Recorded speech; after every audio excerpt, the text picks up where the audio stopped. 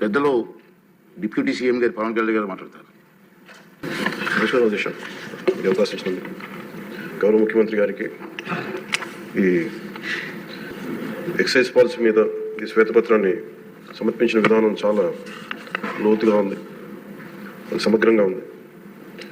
Excise పాలసీకి సంబంధించి గత 5 సంవత్సరాల్లో ఎలాంటి సమస్యలు ఉన్నాయి, ప్రజలు ఎలాంటి బాధలు పడ్డారు, ముఖ్యంగా ఇలా కల్తీ సారా తాగి, ఇలాంటి ఇలిసిట్ లిక్కర్ తాగి, వారి ప్రైవేట్ బ్రాండ్స్ తాగి ప్రజలు ఏ స్థాయికి వెళ్ళిపోయారు అనేది ప్రత్యక్షంగా నేను కూడా చాలా నా దగ్గరికి వచ్చి చాలా సమస్యలు చెప్పుకున్నాను. ప్రజలు ముఖ్యంగా గుంటూరు నుంచి ఒక బాధితురాలు వచ్చి భర్తను తీసుకొచ్చింది.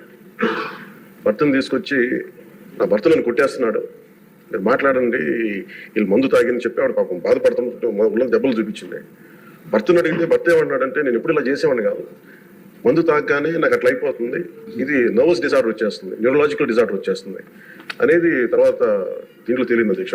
భూమి ఒకసారి అనేది ఇంకా విష్ణుకుమార్ రాజు గారు చెప్పినట్టుగా ఇది ఇంకా 3,000 కోట్లుగా చాలా లోతైన దోపిడీ జరిగింది. దీంట్లో లాస్ ఆఫ్ కన్సిడరబుల్ రెవెన్యూ దాదాపు 18,860 కోట్ల 51 లక్షలు అనేది ప్రాథమికంగా తేలింది. దీంట్లో అంటే ప్రజలకు కావాల్సిన డబ్బు, ప్రజలకి రావాల్సిన డబ్బు ఇవన్నీ కూడా ఎక్కడికి వెళ్ళిపోయినాయి. నిన్న ప్రధానమంత్రి గారు మనకి కేంద్రం బడ్జెట్ లో మనకి 15,000 కోట్లు ఇవ్వగా ఇందాక గౌరవ ముఖ్యమంత్రి గారు చెప్పినట్టు అందరూ చాలా ఆనందపడ్డారు. దీంట్లో నిజంగా 15,000 చిల్లర కోట్లు మనకు వచ్చిందంటే అసలు క్యాపిటల్కి ఇబ్బంది కూడా ఉండేది కాదు. పోలవరం చాలా వరకు అయిపోయింది. ఇవన్నీ పక్కన పెడితే అధ్యక్ష, నిన్న రివ్యూ చేస్తా ఉంటే ఒక 20,000 తీసుకున్నాడు ఒక అధికారి, మన ఏసీబీ వాళ్ళు తీసుకున్నారు, ఇంటర్ డిపార్ట్మెంట్ ఏమన్నా డిపార్ట్మెంట్లో ఎంక్వైరీ చేశాం అని చెప్పేసి ఒక రివ్యూ కేసు గురించి చదువుతా ఉంటే తనకి కాంపెన్సేషన్ రావాలి, తనకి కోర్టుకి వెళ్ళి అది మాట్లాడుతున్నా ఒకటే అనిపించింది. ఒక చిన్నపాటి ఉద్యోగి తప్పు చేస్తే 20,000 రూపాయలు లంచం తీసుకున్నాడని చెప్పి లంచం తీసుకున్నందుకు ఏసీబీ ఎంక్వైరీ ఉంది, లేదంటే డిపార్ట్మెంటల్ ఎంక్వైరీ ఉంది.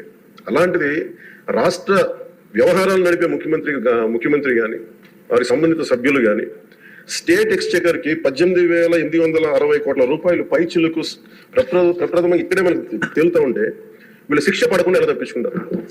శిక్ష పడాలి. మనకి నైతిక బలం, నైతిక హక్కు ఎలా ఉంటుంది అధ్యక్ష? మనకి ఒక అధికారి 20,000 రూపాయలు నువ్వు తప్పు చేశావని చెప్పి ఏసీబీకి పట్టిస్తున్నావు.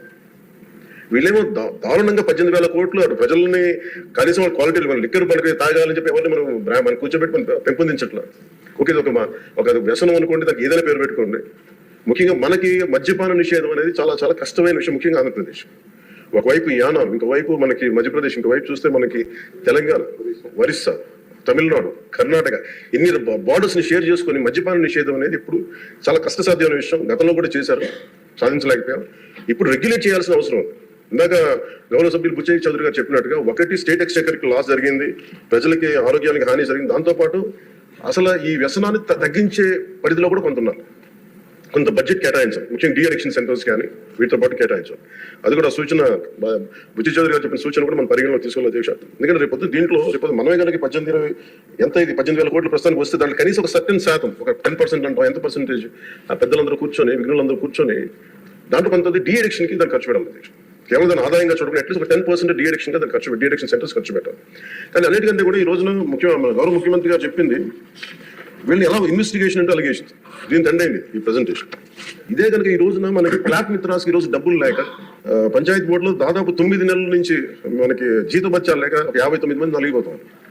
అలాగే ఫీజు రీయింబర్స్మెంట్ లేక విద్యార్థులు నలిగిపోతాం. స్టేట్ ఎక్స్చెకర్ లో డబ్బులు లేవు. కానీ అందరూ ఇన్ని కోట్లాది మంది జీవితాలు తాడుకుని వీళ్ళ చేతుల్లో మటుకు 2,000 కోట్లు దాదాపు విష్ణుకుమార్ రాజు గారు చెప్పారు 30,000 కోట్లు వెళ్ళిపోయాయి. 18,000 కోట్లు ముందుగా తెలుస్తుంది, కానీ లోతుగా చూస్తే అది చాలా పెద్ద ఇది స్కామ్, ఇది దోపిడీ. వీటిని కనుక మనం వదిలేస్తే, తప్పు చేసిన వాళ్ళని గత ప్రభుత్వం సంబంధించిన ఇది ఇట్స్ నాట్ అబౌట్ వెండేట, పగా ప్రతీకారం కాదు, కానీ వీళ్ళని స్వేచ్ఛగా కనుక వదిలేస్తే వాళ్ళ అదృష్టవశాత్తు ఈ రోజు వాళ్ళకి లేరు. వాళ్ళు కనుక ఉండుంటే వాళ్ళకి నిజంగా వాళ్ళకి సమాధానం చెప్పాల్సిన పరిస్థితి ఉండేది. తప్పించుకొని పారిపోయారు వాళ్ళు, ఈరోజు తప్పించుకొని పారిపోయారు వాళ్ళు. We have to make them accountable అధ్యక్ష. వాళ్ళు we have to bring them into accountability, they have to B penalised. వాళ్ళు దయచేసి గౌరవ ముఖ్యమంత్రి గారికి నేను మీ తరపు నుంచి ఆయనకి తెలియజేసుకున్న అధ్యక్ష, దయచేసి వీరిని please we have to penalise them sir. వాళ్ళకి సరైన శిక్ష పడాలి సార్. వీళ్ళకి తప్పించుకోవడానికి కుదరదు సార్.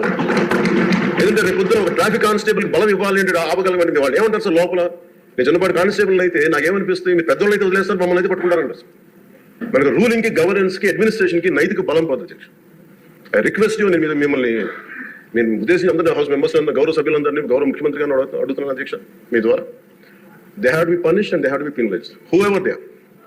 ఇది వెండెట్ట పగ ప్రతీకారాలతో కాదు, కానీ we promised that we will bring back accountability. We promised we were going to give a clean and clear governance. We have to live up to it. Thank you.